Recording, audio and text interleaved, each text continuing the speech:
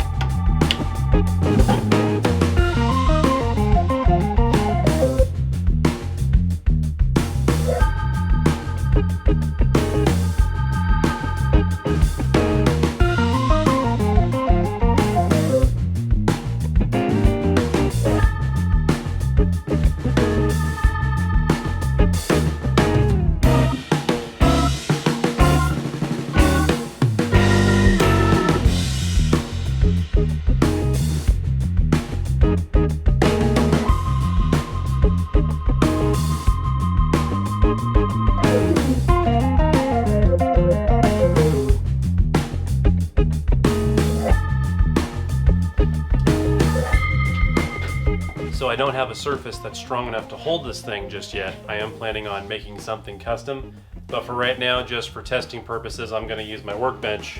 So I'm going to have to pull it out from the wall a little bit.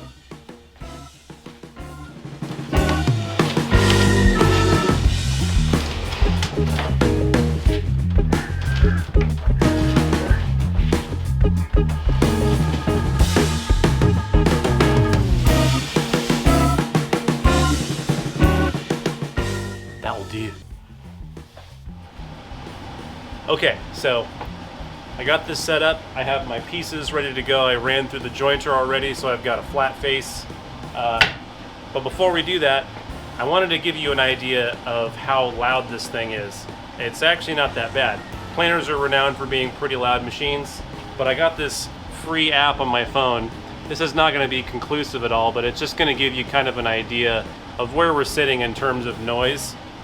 So I've got my router here that I'm going to test it against, just to kind of give you a comparison to expect, you know, a certain amount of noise when this thing turns on. So let's give it a shot, see what happens.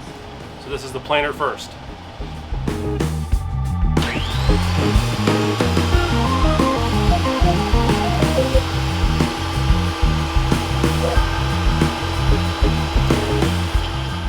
So it's sitting right around 80 to 81 decibels. So let's turn on the router and see what happens.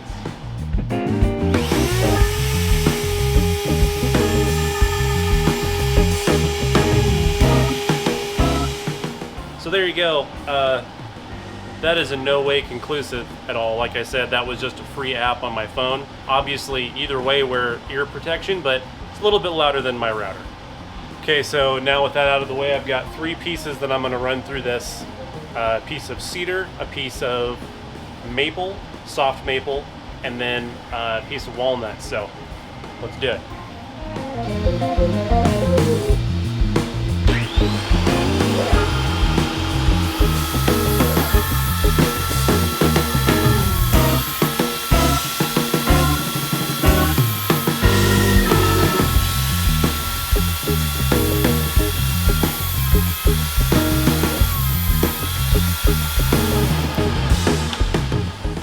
so we're all done.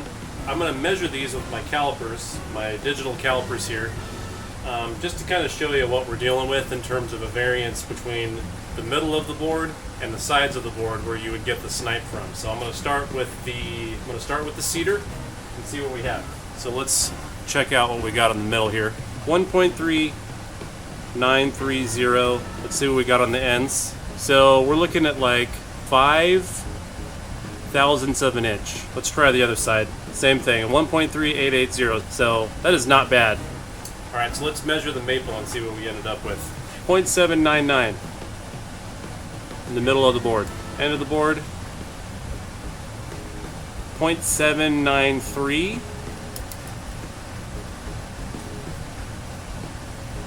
0.793. So again, another 5 to 6 thousandths of an inch. Let's try the walnut. 1.038, 1.031. So that is 7 thousandths. 1.031, same thing. So between the three boards, we're getting between 5 to 7 thousandths of an inch in a variance between the middle of the board and the outside of the board. So let's see if we can adjust the tables a little bit and see if we can reduce that a little bit more. Okay, so I got you set up next to the planer here, and the adjustment that we're looking for is right underneath the feed tables. You just flip this up and there's this screw right here that has a little lock nut underneath. So we got to loosen this lock nut, and we're going to loosen these screws. We'll just do like a half turn for now and see what that does. So I'm going to get the screwdriver in here and loosen this nut ever so slightly. So I'm going to loosen this nut, and then I'm going to give it about a half turn like that. Tighten it back up. Careful not to move the screw when I do so. Like that. And I'm going to do this to all 4 of these, and we're going to see what that does. We'll see what we get after that, and I'll show you the measurements.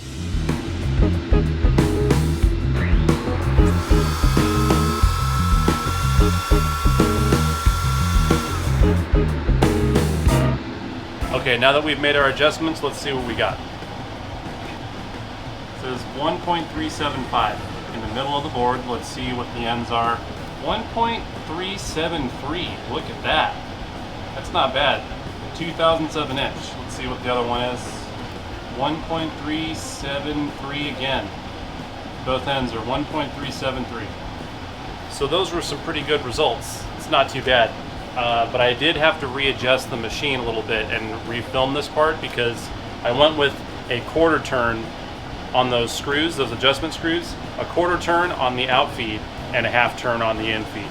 So if you're doing this adjustment, just keep that in mind. I had a couple of pieces that got stuck because the out feed was a little too high. If you're taking a really light pass and there's not enough pressure there to push it through, it might get stuck on the out feed. So I went with a quarter turn instead, and that made the difference. So hope that helps.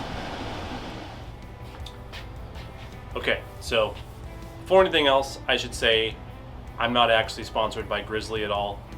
This particular machine just checked all the boxes for me, so that's what I went with. But I think Raycon makes one, Laguna also, and I think Jet has one, and that one's a little more expensive. But for me, this is where I landed, and in terms of performance, I mean, what you're getting for $1,000, you can't really expect much more than what we saw today. If you want a precision, consistent result, then you're going to be spending like $3,000 to $4,000 to get, you know, a cast iron bed that is dead flat. But yeah, under $1,000, it's not that bad. Pretty nitpicky to even give it. I mean, 4 out of 5 stars is probably what I would say, but even that feels a little harsh. So if you're still having issues with snipe, you can use some scrap pieces of wood that are the same thickness as your workpiece, but 6 inches longer on the front and the back. Put them alongside your workpiece and run them all through together, and the scrap wood will eat the snipe on both sides, and then your workpiece will be the exact thickness all the way through. So there is that solution too. If you're still dealing with snipe and you can't handle that, you know, minimal amount that we saw, then there is a solution there too. So beyond that, I think it's a great machine and you do well to purchase one yourself. So I hope that helps and that gives you a little bit of insight if you're considering this product. So let me know if you have questions, leave them in the comments and I'll do my best to answer them. Other than that, have a great day and make some cool stuff. See you next time.